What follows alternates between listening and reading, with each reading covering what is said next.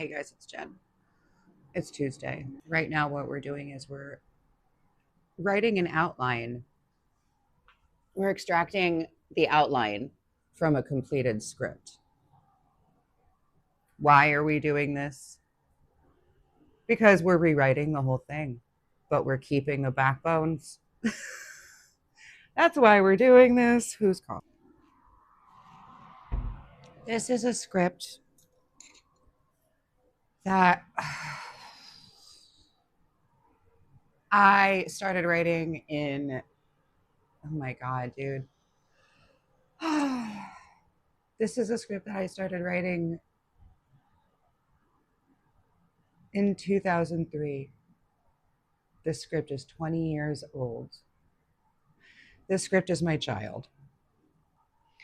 It's gone through only a few iterations. They've all been kind of recent. Like once the script was finished, it was set as a very like stark indie kind of feel with like bad characters. Like nobody's nice. If you're familiar with like Todd Salons, how he has just awful people. Oh my God, I love his work. But just, nobody's really likable. Everybody's got their problems. There's no obvious hero, but there is an obvious conflict.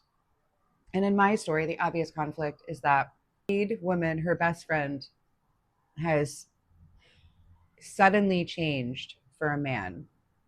So you can see I've always had that inside of me where I've always been like, oh yeah, women change for men, huh? And in the script, the initial story, she goes to stop the wedding and along the way has to recruit her brother-in-law because every vigilante needs a sidekick. Everybody always thought as they were reading it, they'd say, oh, obviously these two are going to end up together. No. And that was so annoying to me. It was always so annoying to me that everyone presumed that my two leads were going to end up together when they obviously didn't even have any chemistry. One was in a relationship. They didn't like each other, but everybody wants that to happen. Girlfriend or the lead male, you don't want him. Well, I mean, you kind of do. You always kind of do want him to break up with the girlfriend. That's the thing. She is a total bitch, but everybody's a bitch. Nobody's any better. Anyway, the lead guy ends up with the girl whose marriage they're going to break up. Long story short, all this stuff happens in between. The lead girl ends up with a tertiary character you kind of never would have seen coming, except they have sparkle. And that's really the only thing that has been consistent this whole time. I don't even know if I explained that well. This is why this film hasn't been made. Like a dark, my best friend's wedding with like a lot of like feminist soliloquy. Honestly, oh, that was what it was. The politics have just changed too much. I had to change the politics. If I also knew that if I said she's marrying a Republican, that the movie would never get made.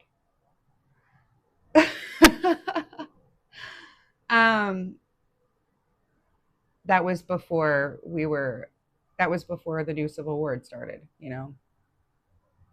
But so the political thing is no longer, long story short, one of the changes is that the political aspect is no longer the reason why our lead thinks that she needs to break up her friend's marriage.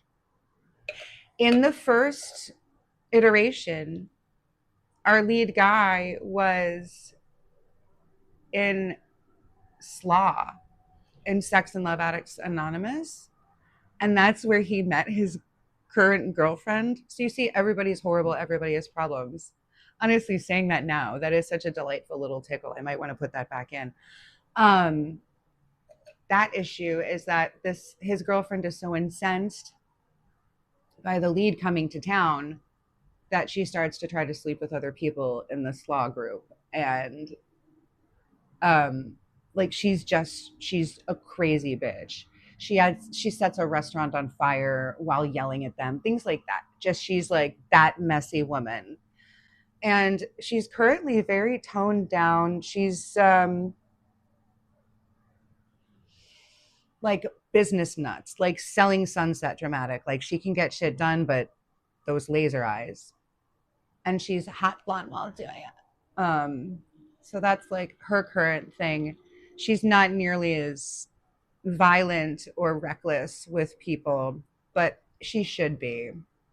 And the reason she changed is because I had a meeting with somebody, a casual meeting with somebody who um, I could present this as a rom com if you take out all the crazy people, basically. But I wanted to leave her as like a crazy, like, she ultimately just goes on this rampage and kind of puts the whole story together in case anybody missed anything about why you're here, why you're trying to break up this marriage, etc. And and the guy said, a woman would never do this. And I was like, are you kidding me? I'm writing this based on me. Like these, like everybody's always writing about themselves. It's true. And I was like, are you, this is, I said, I'll tell you the motivation of this character. She thinks that she's losing everything because she's so deathly insecure, blah, blah, blah. I wrote him like a paragraph about the psychology of the crazy woman, right? And he was like, yeah, I just don't think it's going to flow. Okay. I hope he's on fire now, like actively at this moment, even though it's foggy outside. But also, I've never heard of him having, I've never seen his credit anywhere since. But so the thing is, it always has the backbones of a romantic comedy because everybody always thought that they were going to end up together, right? I hate that. It's still not going to do it, but it is a point in the script. Like, why do you think we're going to, what is the point of us getting together? They do address that. It's kind of like, I feel like somebody wrote a movie called, there was like the anti-romantic comedy came together, come together, something like that. But they end up together. It's like that's not the most anti-romantic rom-com is the breakup. If you really want to look at it, with Vince Vaughn and Jennifer Aniston, that was a good movie. Oh, they were so good in that. They were, they were the characters that you know and love, but they were like asshole versions. I like it when people are assholes because it's not like people are fucking clouds and sunshine in real life all the time. You know what I mean? Eventually, like, and I'm not saying that, that they're assholes to you, but you get to see them. Eventually, the polite mask drops, and then you get like a little bit of the asshole. I like that. I like that little bit of asshole. It's personal, it's real. But also, there's like this. Oh, okay. So the romantic lead for the, well, I feel like that would give too much away because the reason I'm working on this is because my manager friend has a buddy who, well, he said buddy, but like as soon as people are like, hey, I think I could help you with this, that it's like becomes like a lot smaller. But um, he was going to give it to somebody, and then I wanted to give him something else, and he said, you got to give me the romantic. He basically said, are you sure that you want to go with the edgy sexy movie first? And I was kind of like, yeah, I do think that would make a better impression artistically, but okay, fine, whatever. The romantic comedy will sell. But who do I want in it? And I want this particular comedian, uh, because I've also kind of started like pushing it toward like rewriting it with the people, with the comedians in mind. And pretty much everybody is like, I consider some of them A-list comedians. I don't know amongst comedians, but anyway, I was told by the person who I had to pass through to get the offer to him. She said, "Oh, he's not going to do it unless you pay him a lot of money." And I was like, "But but but we're 1 degree away." I don't know. I think it would behoove him to do it, but we'll see. We'll see how it goes. While I'm doing this, my friends are watching 90 Day Fiance without me. One thing about keeping his name as Mark is that I can constantly reference the room.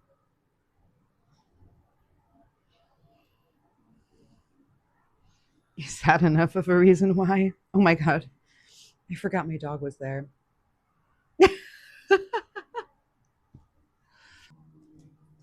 They're from Detroit. They did Wax Ecstatic. Sponge. Why couldn't I remember that? Oh, and the name of that song is Molly. That makes sense. That makes sense now. I get it. 16 candles down the drain, Molly, Molly Ringwald. I get it. Yeah. 16 candles down the drain.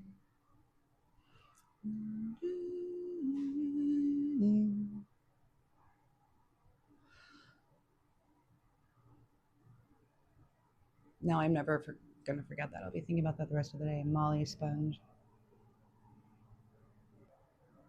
I think I'm going to change my lead character's name to Vanessa. It's currently Lucy. Vanessa sounds like a good one for somebody born in the 80s, right? Oh, that's also like a Cosby reference. See, I don't like to directly, I don't know. I used to think that I wasn't at all referential, but I realized that I'm very referential to only the things that I know.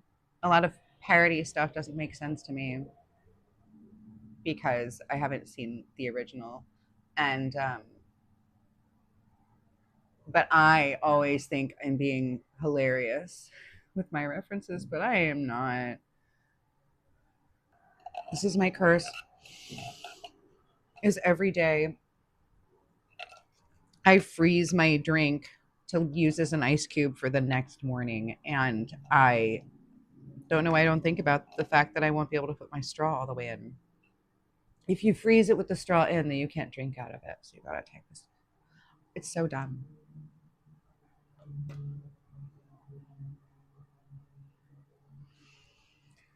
16 candles down the drain. The drain. One of the things that I'm trying to keep is the crazy girlfriend pulling up in front of a restaurant and just double parking her, like leaving her car in the street to walk up and yell at them. I just think that's so fucking funny. I just think that's such a ridiculous character flaw. That's something I probably would have done when I was driving. This is why I'm not allowed to have a car, is because that's what I would do. Where's my file at, though? Let's see. So far, what else has changed? Well, that the practically unseen boyfriend, the practically unseen fiance, rather, that is stealing this girl's best friend away. He I've already covered that he's no longer just a Republican, um, because it's too polarizing. But okay, like if it will be true that when I make the offer that he will ask for, I don't know what kind of obscene amount of money he could think, but then I'd say, well, more screen time. Like then I want for that price, I want you on screen more. And I feel like people aren't going to say no to like more screen time. Like that's a good deal for you. I don't know. I haven't seen him in a movie yet, so it's not like I'm not. I don't know.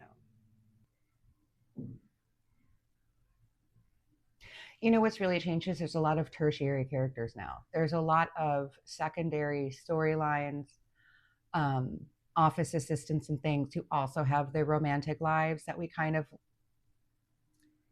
get a glimpse of. It became more of an ensemble. That's another thing that's changed. There's a lot more little stories.